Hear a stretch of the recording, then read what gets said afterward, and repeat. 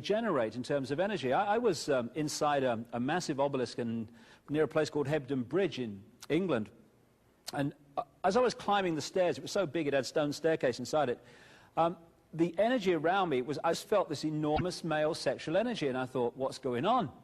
Especially when you get to my age, you know.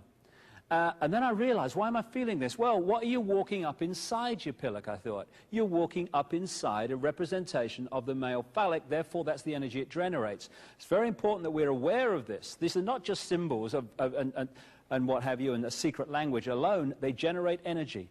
And this is why you have these in specific points in the major cities, just like the domes. So here's the Washington Monument, the biggest stone obelisk in the world, right in the center of the Washington Street Plan, down from the White House.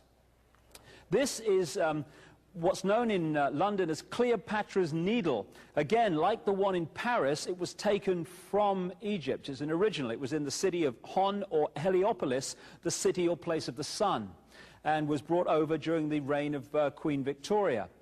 Again, this is on former Templar land. The Temple Bar is just across from here, where the center of the secret society network of the legal profession is based, in the former Templar land of Temple Bar. Here's, again, this 3,200-year-old obelisk in the city of Paris, from Luxor in Egypt. No accident. There's another one in Central Park, New York, I understand, as well. Here in the wholly owned Brotherhood city of Las Vegas, where they had a blank sheet of paper to start with, a blank sheet of land, they have just filled it with the symbolism of thousands of years. And here you have the big black pyramid, the casino. Again, that will be resonating energy in a certain way in that place of Las Vegas. There you have the big Sphinx, and there you have the obelisk as well. Now, one of the other things they do is that they symbolize the sun and the moon in the sense that they put the building representing the sun, like the Arc de Triomphe, and they put next to the building what they call a reflecting pool. And the reflecting pool, this is the Lincoln Memorial in Washington here, just down from that obelisk, the reflecting pool reflects the building. In other words, the building is the sun, the water is the moon. And here's that symbolism again in Dealey Plaza this time with the obelisk that the Freemasons put up there after Kennedy was killed.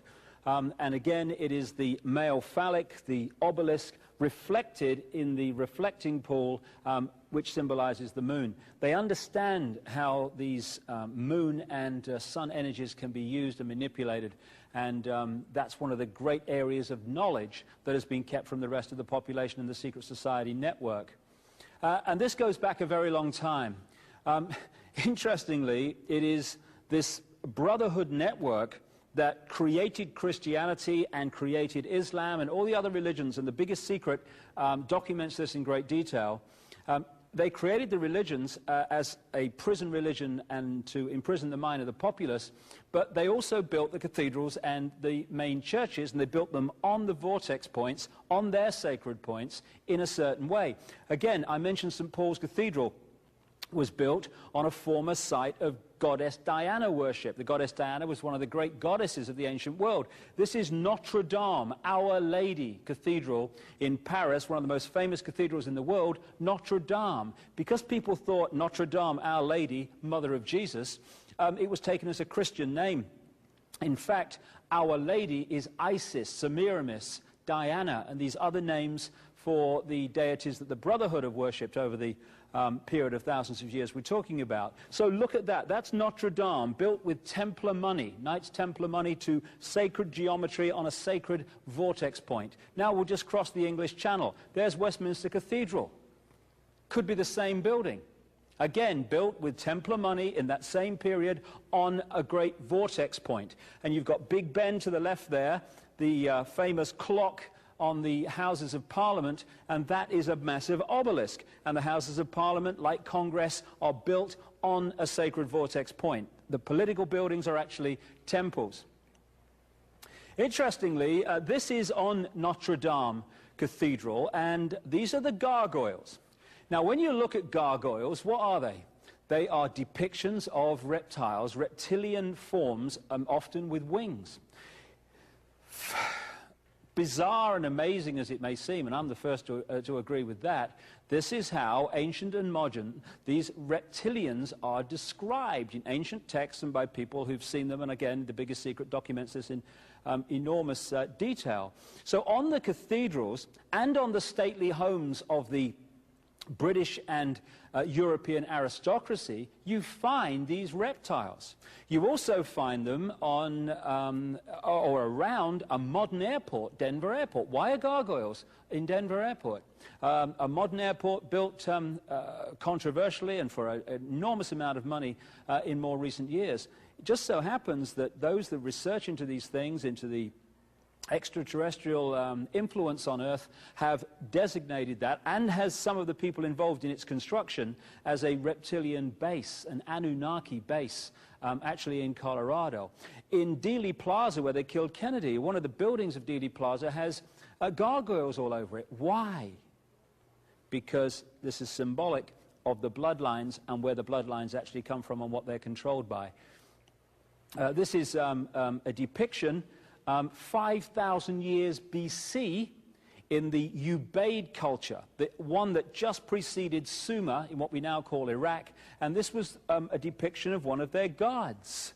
And again, the reptilian, lizard-type humanoid figure, ancient and modern, keeps coming up again and again, and you can see it also in the states, in the coats of arms and the family coats of arms of these aristocratic bloodlines in Europe. Okay, another indication of how this symbolism works and where they're coming from.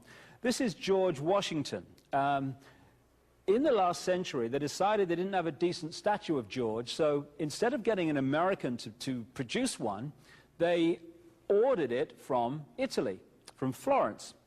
And when it arrived on the dockside, people were staggered, because here was George, the first president of the United States, depicted naked from the waist up, with this cloth over his Bill Clinton's, and then pointing up one arm, pointing down the other.